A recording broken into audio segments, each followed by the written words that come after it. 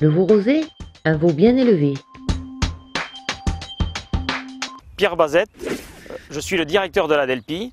L'ADELPI, c'est l'Association des éleveurs des Hautes-Pyrénées. Nous regroupons 750 éleveurs de bovins et d'ovins. Aujourd'hui, nous allons vous parler de la filière veau rosé. Nous sommes en train d'organiser cette démarche afin de servir différents points de vente. Christian Gerbet, éleveur de blonde d'Aquitaine dans les Hautes-Pyrénées, dans un petit village de montagne, Julos qui est à 3 km de Lourdes. Je suis membre de l'ADELPI. Je suis dans un système transhumant. J'amène les bêtes en estive. Les veaux naissent au retour des estives et ils viennent passer l'hiver au chaud dans les stabulations. On fait naître l'automne pour que les vaches aient plus de lait l'hiver, avec un système alimentaire plus équilibré que l'estive. Les veaux sont en box, paillés. Moi je lâche les veaux le matin, comme ça j'ai une surveillance pour qu'ils têtent bien leur mère. Et renfermés dans les box après la tétée, 2 heures après la tétée, qui câlinent leur mère. Et le soir, même scénario, les veaux sont lâchés vers 19 h pour qu'ils retêtent leur mère.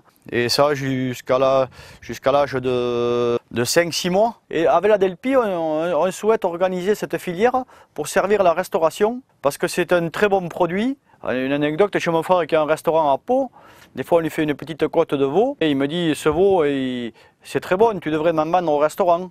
Alors j'en ai parlé à des techniciens de l'ADELPI et on essaye de mettre ce produit pour servir les restaurants et pour le trouver dans les bonnes tables.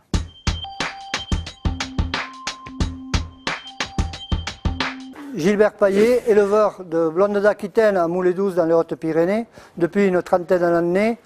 Je travaille dans le veau rosé depuis plus de 10 ans maintenant.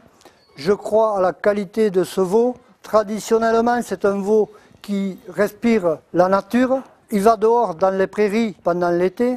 Il profite du lait de sa mère. Après un mois de dehors au pré, il reste en stabu et matin et soir, il va téter à sa mère. Une fois la tétée terminée, il repart en lot dans les bocs avec ses compagnons et il se nourrit de céréales, de foin, de paille si ça lui chante. Croyant en ce veau et au bienfait de ce veau, je veux le faire évoluer dans ma région, le faire davantage connaître, organiser une filière avec l'ADELPI.